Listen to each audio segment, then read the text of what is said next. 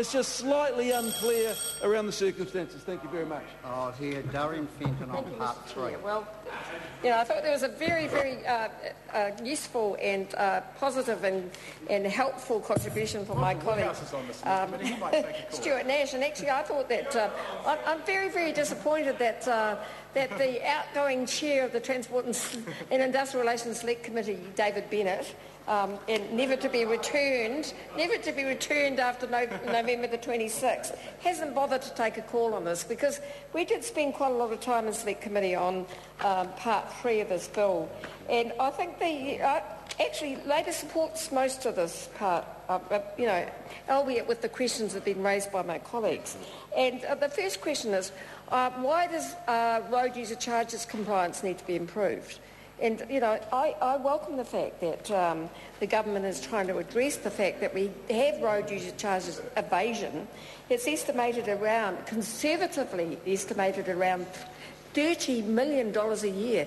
$30 million a year of road user charges that for heavy vehicles alone, let alone the other vehicles. So what it means is that the honest people, the honest players, the people that are trying to do business and do it in an honest way in this industry are subsidising those who evade payment, and the government is not able to collect that revenue to invest back into the transport system. So we support Part 3 in strengthening the whole system around collecting road user charges.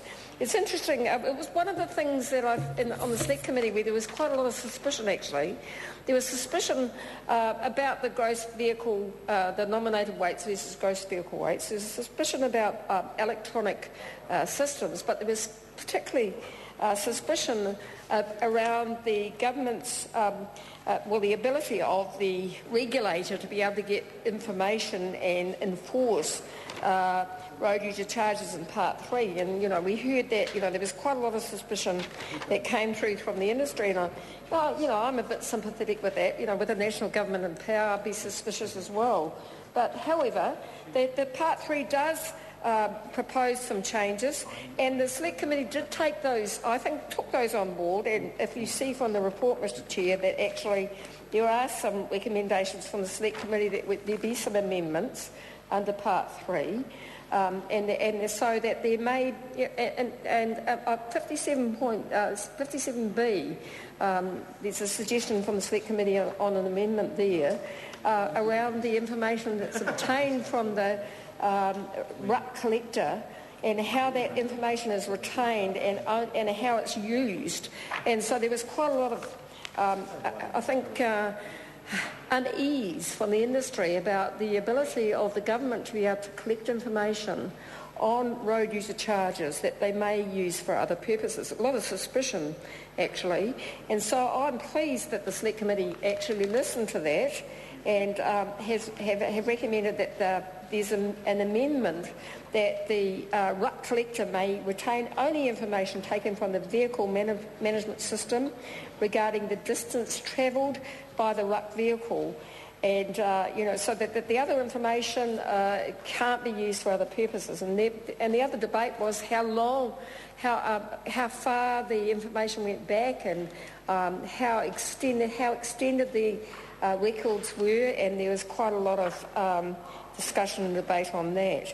And so, looking at the Select Committee report, and we support these amendments to Clause 59 to remove any retrospective effect. And there we go. There's that word, retrospective effect. And haven't we been talking about that quite a lot recently? And won't we be talking about that tomorrow? And haven't we had an acceptance from this Parliament and actually from the government that retrospective effects are not a good thing? They are not a good thing. And so there's an amendment to Clause 59 recommended by the Select Committee, which is to remove that retrospective effect and reduce the time records needed to be retained for the purpose of assessing a person's road user charges payment obligations. There was a concern, as I said, Mr Chair, from submitters, and the Select Committee discussed that, and a discussion from the officials about that, about the scale of the records to be kept and the time they should be retained for. And we've also recommended an amendment under Clause 60 that requires the collector to provide a receipt for records and other information removed from an operator and to provide... Thank you, Mr Chair. The Honourable Damien